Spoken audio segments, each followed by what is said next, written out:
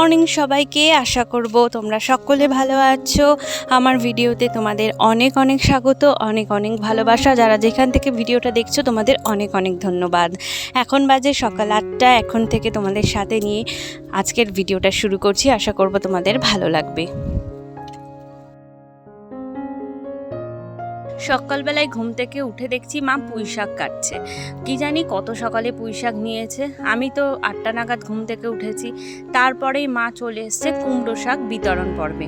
মা এখন প্রায় 5-7জনকে কুমড়ো শাক বিতরণ করছে। অ্যাকচুয়ালি পাড়ায় কেউ বাকি নেই যারা কুমড়ো শাক খায়নি। ইনি তো অনেক দূর থেকে এসছেন, এসে নিয়ে গেলেন। আর তার সাথে সাথে আমার মাসি আরও কয়েকজনকে পাড়ার আশেপাশে মা কুমড়ো শাক দিল। তার সাথে আমিও 2 ডাল কেটে নিয়েছি। আজকে বাড়ি চলে যাব, তো যাওয়ার সময় কুমড়ো শাকগুলো নিয়ে যাব তার জন্য। আর মা এখানে দেখছে কোথাও কুমড়ো হয়েছে নাকি। তো একটা ছোট্ট কুমড়ো হয়ে পচে আছে ওই দিকটায়। তো মা ওই দিকটা যখন যাবে তখন কাটবে। এখন খালি দেখছে যে কুমড়ো আর হয়েছে নাকি। সত্যি বলতে এত পরিমাণ কুমড়ো হয়েছে যে তোমাদের কি বলবো, প্রচুর কুমড়ো হয়েছে। আর সেমনি কুমড়ো শাকও লোকে খেয়েছে। পাড়ার আশেপাশের লোকে কেউ বলতে পারবে না যে কুমড়ো শাক তারা খায়নি। এই নিয়ে 3-4 বার করে তারা নিয়ে খেয়েছে। আর মা তো খেয়েইছে। মার এখন বিরক্ত ধরে গেছে, বলে আমি আর কুমড়ো শাক দুটোর একটাও খাবো না। তাই আমিও বেশি করে নিয়ে নিলাম। তো মা এখানটায় যে কুমড়োটা পচে গেছে সেটাকেই উদ্ধার করতে নেমেছে। তো সেখানে দেখা যাক মা উদ্ধার করতে পারে নাকি। তো কিছুটা পচে যাওয়াতেই ইঁদুর কতটা খেয়ে নিয়েছে। তো দেখা যাক মা কি করে। এই যে ছোট্ট কুমড়োটা হয়েছিল তাকে একদম দিয়েছে, নালে এটা অনেক বড় হতো। আর কুমড়ো গাছটা এখানটা একদম জঙ্গল হয়ে গেছে। আমি তো ভেতরে যেতে ভয়ই পাচ্ছি। চলো, বাবা বাজার দিয়ে মাছ এনেছিল, তো চুনো মাছ হয়েছে রেখেছে। আর তার সাথে আছে হচ্ছে এইদিকে কাতলা মাছ। চলো মাছটা আগে ভেজে নিই। তো এদিকে আমি মাছ ভাজা বসিয়ে দিয়েছি। তো মাছটা আজ ভেজে নেব। তার সাথে আজকে করব ভেন্ডির টক, অনেক কিছু রান্না বান্না তোমাদের সাথে শেয়ার করব। আর কেমন গরম পড়েছে বন্ধুরা, প্রচণ্ড। এত গরম সত্যি পারা যাচ্ছে না। এই বাড়িতে এসেও যেমনি কষ্ট হচ্ছে, আর ওই বাড়িতে থাকলেও কিন্তু গরমে কষ্ট হতো। গরমে কি আর কষ্ট না হয়ে পারে? যেখানেই থাকবো সেখানেই কষ্ট লাগবে। আর এদিকে একটু বসিয়ে দিচ্ছি ভেন্ডি আলুর চচ্চড়ি। ভেন্ডি আলুর চচ্চড়ি বলতে আমি একটু ভেন্ডি আলুর টক করব, কারণ এই টকটা বেশ খেতে ভালো লাগে। আর এত গরম পড়েছে তো একটু টক খেলে বেশ শান্তি পাওয়া যায়। আর এত গরমে একটু টক খেলে শরীরটাও ভালো থাকে। তাই জন্য ভেন্ডি আলুর টক করব। তোমাদের সাথে ছোট্ট করে রেসিপিটা শেয়ার করলাম। এখানে কালো জিরে না, সর্ষে আর হচ্ছে শুকনো লঙ্কা ফোড়ন দিয়ে, তার সাথে হচ্ছে আলু আর ভেন্ডিটাকে একটু সাঁতলে নিয়ে নুন হলুদ দিয়ে ভালো করে নাড়াচাড়া দিয়ে কিছুক্ষণ ঢেকে ভেজে নেব। কিছুক্ষণ ঢেকে রাখবো গ্যাসটাকে কমিয়ে দিয়ে। তো ঢাকা চাপা দিয়ে ভালো করে ভাজা হয়ে গেলে কিন্তু তারপরে তোমাদের দেখাচ্ছি। দেখো, এরকমভাবে ভাজা হয়ে গেলে যতটা পরিমাণ জল লাগবে ততটা পরিমাণ জল দিয়ে কিন্তু এটাকে আবারও ঢাকা দিয়ে ভালো করে ফুটিয়ে নেবে যতক্ষণ না আলুটা সিদ্ধ হয়। তারপর এর মেনে আসবো, তোমাদের দেখাবো। তো ওটা ঢাকা চাপা দিয়ে এই যে আরও কপিস মাছ আছে সেগুলোকে এবার ভাজতে বসিয়ে দিলাম।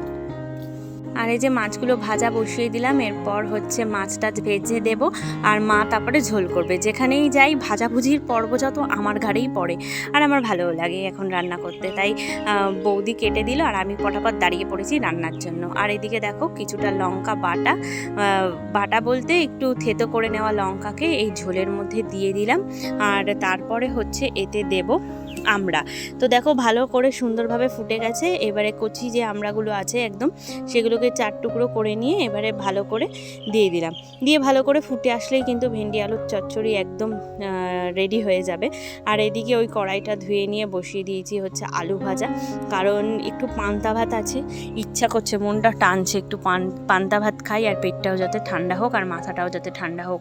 তাই আলু ভাজা বসিয়ে দিলাম চটজলদি। আর ওদিকে একটু দুধ গরম করতে বসিয়েছি, কারণ প্রায় 11টা বাজতে যায়, মেয়েটা এখনও ওঠেনি। গরমে আসলে সারা রাত ঠিকমতো ঘুমায়নি, ওর জন্য ঘুমাচ্ছে। আর তোমরা সকলেই জানো ও একটু লেট করেই ঘুম থেকে ওঠে। আর বসে পড়েছি মায়ের সাথে, বাবার সাথে খেতে বসেছি হচ্ছে পান্তা ভাত। আর বেশ ভালো লাগছে। মা আবার একটু ফ্রিজে ঠান্ডা ঠান্ডা জলও দিয়ে দিল। আবার খেয়ে তো এখন ঘুম দেবো, আর কাজবাজ কী করব। তো চলো, এবার মেয়েটা ঘুম থেকে উঠে গেছে ভাত খেতে খেতে, তো এবারে ঘরদোরটা গুছিয়ে নিই। তো মামা উঠে তো একটু খেলা করছে, বিছনাটা গুছিয়ে নিয়ে কিন্তু আমি ওকে খাওয়াবো, তাই জন্য এই যে জানলা টালনা খুলে নিলাম। এই ঘরেই ঘুমিয়েছিল, আর বিছনার অবস্থা একদমই খারাপ, তাই ঘরটা পটাপট করে গুছিয়ে নেব, তারপর তোমাদেরকে দেখাচ্ছি ঘরটা কেমন গুছিয়েছি। আর বাড়ি এসেই মানে দাদা যেহেতু ছিল, মা রান্নার দিকে ব্যস্ত ছিল, বৌদিও ব্যস্ত ছিল। তো দাদা এখন চলে গেছে, বৌদিও গেছে একটু বাপের বাড়ি, 2 দিন পরে আসবে।